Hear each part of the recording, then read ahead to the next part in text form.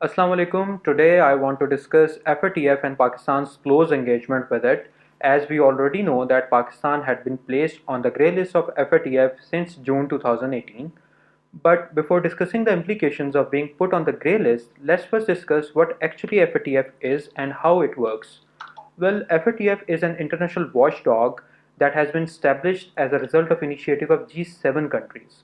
It has 37 members and it is Paris-based. Initially, it worked for the prevention of money laundering, but after 9/11, it also took on its agenda the prevention of financing of acts of terror. Currently, FATF has 40 recommendations that are considered gold standard, and all the states are encouraged to incorporate these recommendations into their economic system so that the threats of money laundering and terror financing may no longer be posed to global economic system. FATF has two lists. One is blacklist and another is grey list. The states on grey list are those whose economic system has strategic deficiencies and they pose the threat of money laundering and terror financing to international economic system. Once a state is placed on grey list and it fails to incorporate the recommendations given by FATF, it is further pushed to blacklist. Now, question is how FATF defines money laundering and terror financing. Well, money laundering is a certain amount of money that has been earned through illegitimate means like evasion of taxes, fraud, or corruption. Whereas terror financing is a money that could be earned through legitimate sources, but it is utilized for financing the acts of terror. Now the question is how FATF analyzes the economic system of certain state. Well, for that there are two parameters. One is technical compliance and the other is effective assessment. The technical compliance include the frameworks that could be institutional, organizational or constitutional that are placed to check money laundering and terror financing, and in effective assessment the effectiveness of these frameworks are analyzed. Pakistan's performance would also be analyzed on these two parameters. Last but not the least, what are the implications if a certain state is placed on grey list? Well, there are multiple implications. Let's discuss the case study of Pakistan.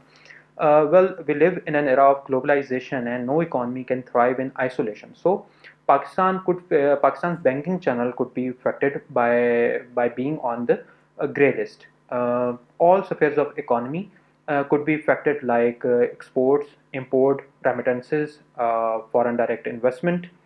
Pakistan's engagement with international financial institutions and international lending institutions could also be affected. The fourth impact could be the damage impact of Pakistan abroad, and the fifth and the last could be the halted foreign direct investment.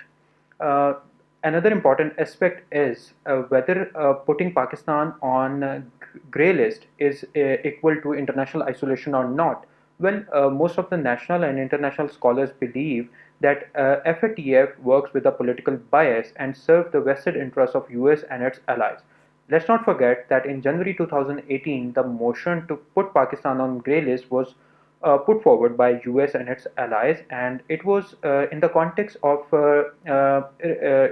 tough relations between Pakistan and US in the light of divergent interests in Afghanistan, on terrorism, on non-state actors, and also Pakistan's close engagement and strategic alliance with China is quite irritable for US. So putting Pakistan on grey list could be seen in this context. Last question is,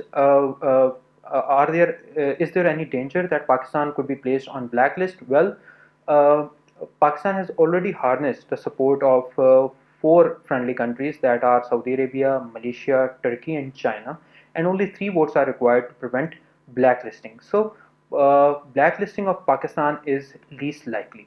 This is a brief introduction of FATF and the implications for Pakistan if it is as it is already on grey list, and what could happen if it is placed on blacklist. On blacklist currently there are only two states, one is North Korea and the other one is Iran. While on grey list along with Pakistan there are certain other states like Panama, Syria and Afghanistan, etc. But the case of Pakistan is particularly important as it has the largest economy, the largest population, and the largest military. This is a brief overview of FATF and Pakistan's engagement with it. Any query could be answered in the comment section, and your feedback is very important to us. Thank you very much for listening. Thank you.